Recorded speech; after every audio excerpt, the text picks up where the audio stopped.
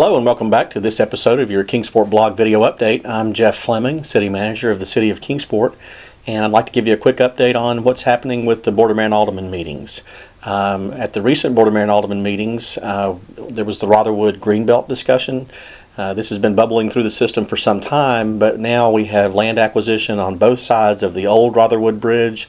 You'll recall that we kept the old bridge in place so that it's a pedestrian bridge only. So now we are connecting the approaches. On the Hawkins County side, it will loop around and under the bridge and then go up the south side of Netherland Inn Road along the property boundary of Rotherwood Mansion, and it will terminate at Rotherwood Drive.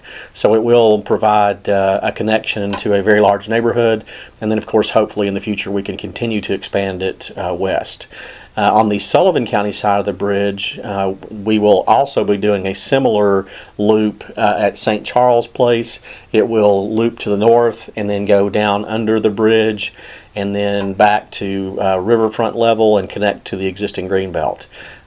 Yesterday we also had an announcement that the eastern portion of the greenbelt will be extended from its current terminus at Exchange Place down to Cleek Road.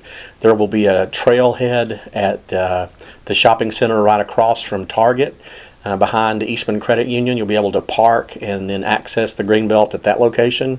Of course, there's a couple of really nice restaurants right there, East Coast Wings and Jersey Mike's, so you'll be able to eat before you get on the greenbelt. So hopefully it'll provide a great experience. The eastern terminus at Cleek Road, you'll recall that we just rebuilt that road from Orbank down to Stone Drive, and it has pedestrian mobility paths and sidewalks so that you can connect to Stone Drive as well as Orbank Road. So again, just trying to continue to connect those dots and provide a great experience for folks to be able to enjoy Kingsport and exercise. I was talking with some colleagues about the Tweetsie Trail in the Johnson City, Elizabethton. It's the first phase of that trail is about 4.5 miles.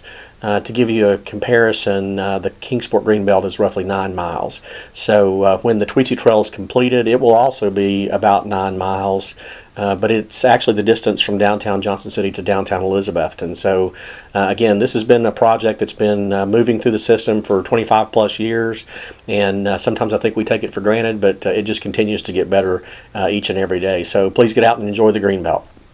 We also talked about the downtown redevelopment district as well as the riverfront redevelopment district. Those were created several years ago. We ran into the economic bubble that kind of burst in the 2009 time period. So that money's just been kind of sitting to the side, accumulating. The Board of Mayor and Alderman voted to take that money and put it into a project account to fund future improvements in those redevelopment districts. That's the purpose for which the money was collected, so it certainly did make sense to preserve that option to use it in the area that it was intended to be used. The primary focus of the funding downtown will be to replenish the facade improvement program as well as the redevelopment incentive program. The redevelopment incentive program is a little bit of a nebulous term. Basically what it means is when you redevelop an old building, you will more than likely run into extraordinary expenses for demolition, some environmental remediation, and some of those kinds of things. So that redevelopment incentive fund is intended to level the playing field so that if you're just trying to decide whether you're going to rehab an old building or whether you're going to just go build on a greenfield site somewhere, this will kind of level the playing field between those two choices.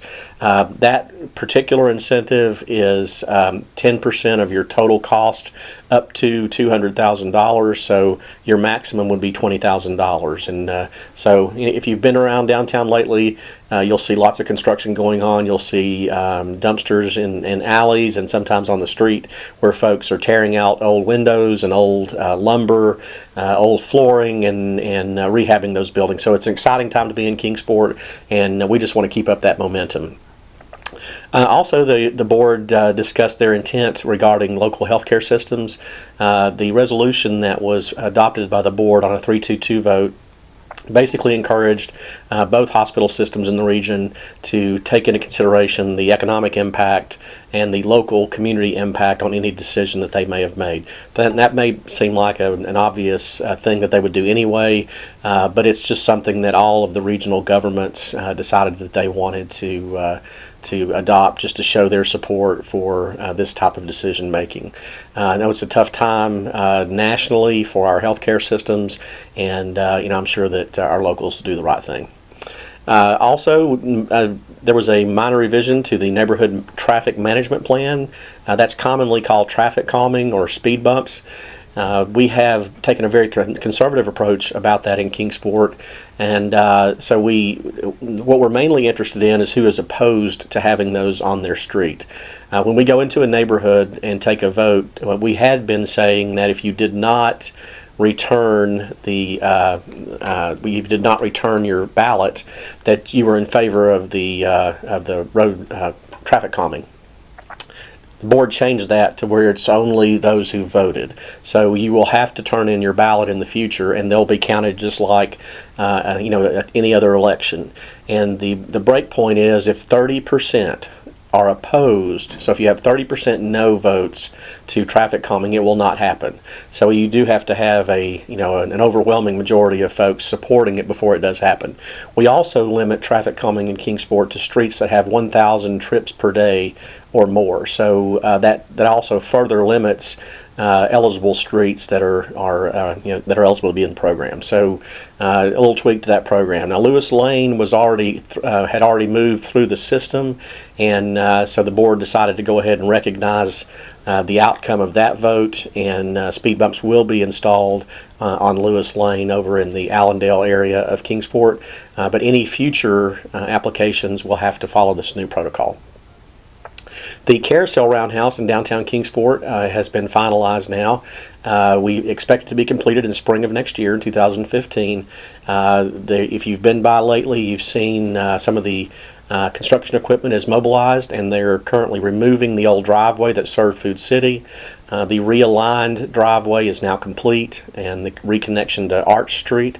So you'll begin to see some construction activity on that in the very near future. We're very excited about that. It will be attached to the farmers market on the two-story part of the farmers market, and this is a partnership between the City of Kingsport and Engage Kingsport, which is a nonprofit agency. And we can't thank the volunteers enough for the thousands and thousands of hours that they have dedicated to carving and painting these carousel animals. So this is a legacy that just is a tremendous story, and we're looking forward to cutting the ribbon on that in the spring of 2015. We also approved a limited retirement incentive for eligible retirees. We have about 140 employees who are eligible. We expect maybe 8 to 10 will take advantage of that. But December 31st is the deadline, and of course Kingsport, just like any other private corporation or local government, is looking for ways to reduce costs. And typically when you have a retiree that's at the higher end of the pay scale, when they do retire, if you fill the position, and that's not a given, but if you fill the position, then you have an entry-level employee that comes in at a lower salary, and that does end up saving some money through attrition. So we're constantly looking at ways to stretch that tax dollar a little further, and also reward our employees for long and faithful service. The board also approved the capital improvements program.